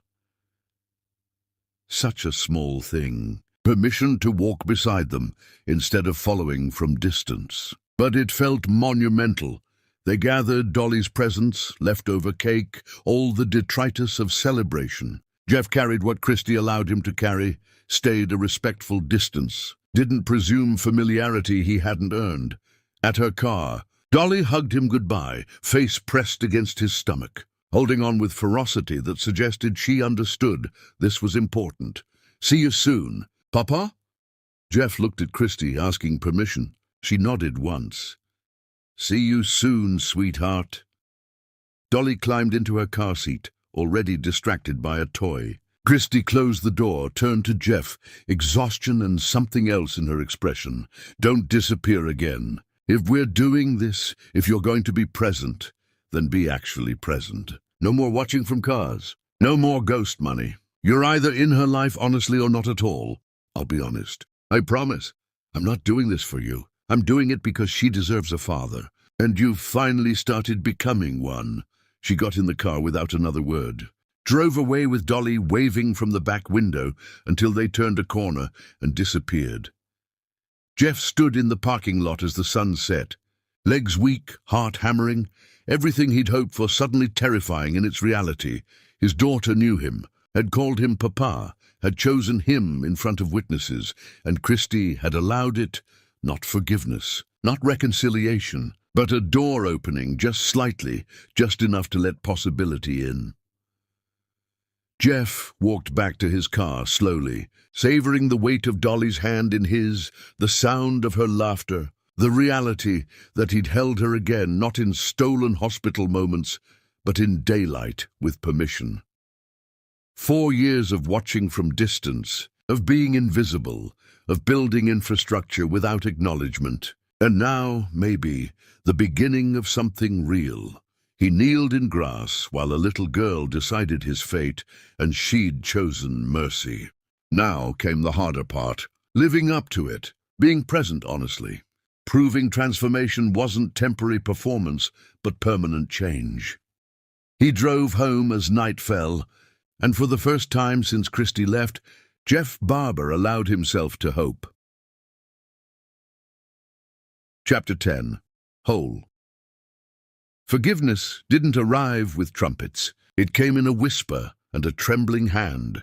The days following the birthday moved slowly. Jeff woke each morning terrified the previous day had been hallucination, that Dolly hadn't called him Papa, that Christie hadn't given permission, that everything would dissolve back into distance and watching from cars. But Christie called. 3 days after the party, her voice careful on the phone. "Dolly keeps asking when she can see you again." "Whenever you allow it."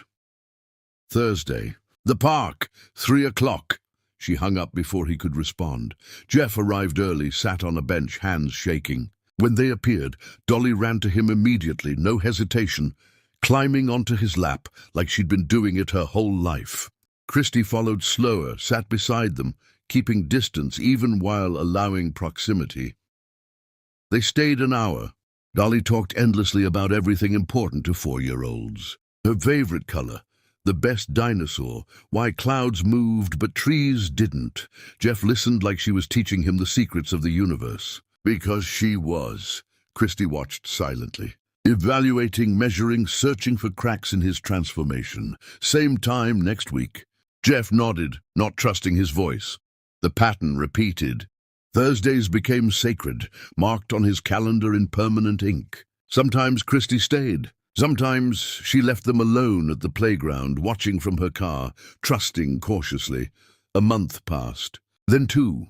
Dolly started calling him without prompting, wanting to show him drawings or tell him about school.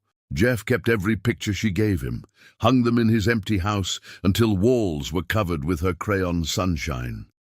Christy softened incrementally, started asking his opinion on small things, school choices, birthday gifts, the weather. Rebuilding trust, one mundane conversation at a time.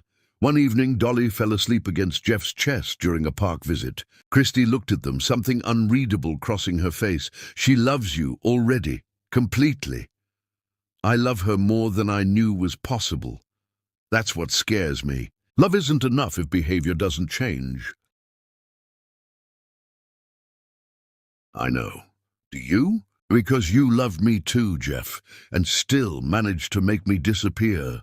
The words hit hard. He didn't deflect or defend, just absorbed them. You're right. Love without respect is just words. I understand that now.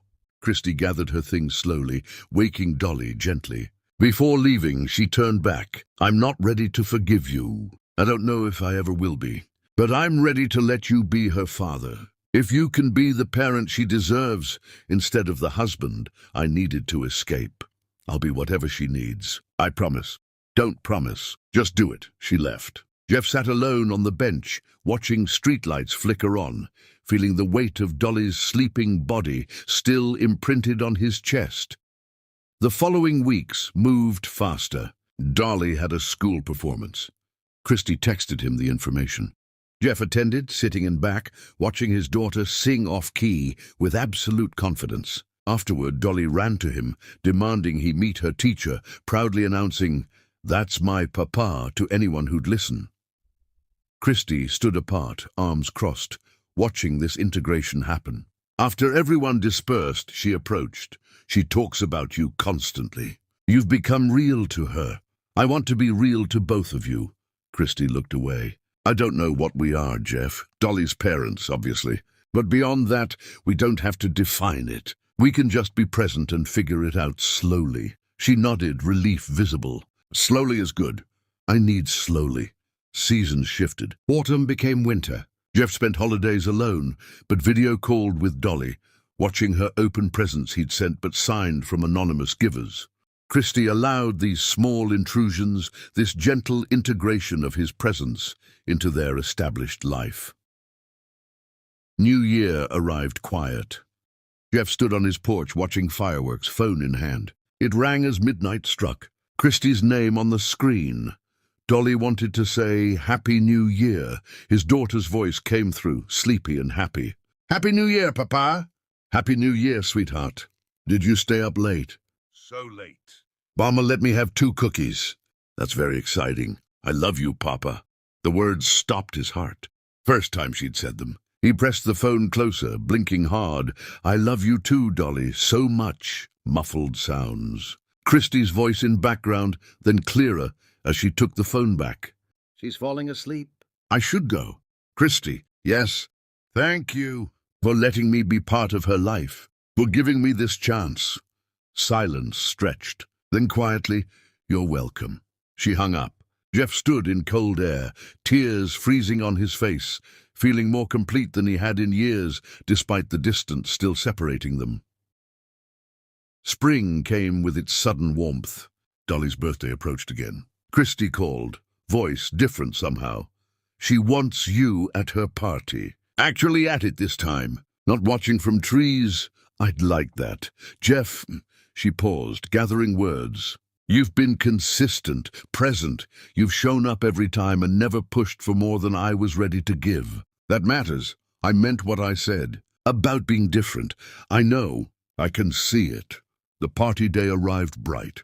Jeff showed up with decorations, helped hang streamers, inflated balloons until dizzy. Dolly supervised, directing them like a tiny general. Christy worked beside him, close enough their hands brushed accidentally, neither pulling away. Guests arrived. This time, when Dolly introduced him as Papa, other parents nodded recognition. He'd become expected rather than surprising, part of the landscape of her life. During cake, Christy stood beside him, shoulders nearly touching. Dolly blew out candles, face serious with concentration, made a wish she wouldn't share. Later, after guests departed, they cleaned up together. 3 of them moving through familiar rhythms. Trash collected, tables wiped, balloons tied for Dolly to take home. Ordinary and miraculous. Dolly yawned, rubbing her eyes. Papa, will you read me a story? Jeff looked at Christy, asking permission. She nodded, something soft in her expression. Inside the apartment, Jeff finally saw where they lived. Modest, warm, filled with Dolly's artwork and photos. Christy led him to Dolly's room, walls painted yellow, bed covered in stuffed animals. Dolly climbed under covers, patting the space beside her. Jeff sat carefully, opened the book she handed him, began reading. His voice cracked on the first words, but steadied. By the end, she was asleep. He stood quietly. Christy waited in the doorway, watching him with unreadable expression. They walked to the living room. He expected her to ask him to leave. Instead, she sat on the couch. Stay for a minute. We need to talk. Jeff sat, keeping distance, waiting. Christy stared at her hands. I've been angry at you for so long, years. Even when you started changing, I held on to that anger because it felt safer than risking trust. You had every right. Let me finish. She looked up. You hurt me deeply, made me feel invisible and small and worthless in my own marriage. I left because staying was killing who I was. And I was right to leave. Jeff nodded, throat tight. But you've changed, really changed. You've been present for Dolly without demanding anything from me. You've respected my boundaries. You've proven transformation wasn't performance. She took a shaky breath. And I'm tired of punishing the person you used to be when he doesn't exist anymore. Christy, I'm not saying everything is fixed. I'm not saying we're suddenly perfect. But I'm saying maybe we can try, slowly, carefully, see if there's something worth rebuilding. Jeff's vision blurred. I don't deserve... Stop saying that. You've earned this chance. Through years of consistency and respect and becoming someone different. To stop apologizing and just be here. She reached across space between them, hand extended. Jeff stared at it, at this offering of connection, of possibility. He took her hand carefully, feeling warmth and strength and years of hurt finally starting to heal. I'll be here, however you need me, for as long as you'll allow it. Christy squeezed his hand once. Then stay. Not tonight, not yet, but stay in our lives. Be Dolly's father, honestly. And maybe eventually, we figure out what we are beyond that. I'd like that. They sat holding hands while evening deepened outside. Dolly slept peacefully in the next room. And for the first time since Christy left, Jeff felt like he'd come home. Not to a building or possessions or the life he'd destroyed, but to the people who mattered, the family he'd nearly lost forever, the future he'd have to earn with every choice going forward. Some loves don't survive divorce, but the ones that do get built on ruins, stronger than anything that came before, made of truth instead of performance, respect instead of assumptions, presence instead of promises. Jeff stayed until late, talking quietly with Christy about everything and nothing. When he finally left, she walked him to the door, didn't pull away when he kissed Dolly's forehead goodbye. The door closed gently. Jeff walked to his car under stars that seemed brighter. And though the road ahead was uncertain, though healing would take time, Though nothing was guaranteed, he was finally whole enough to walk it honestly, finally present enough to deserve the chance, finally changed enough to be the father Dolly needed, and the man Christy could maybe eventually trust with her heart again.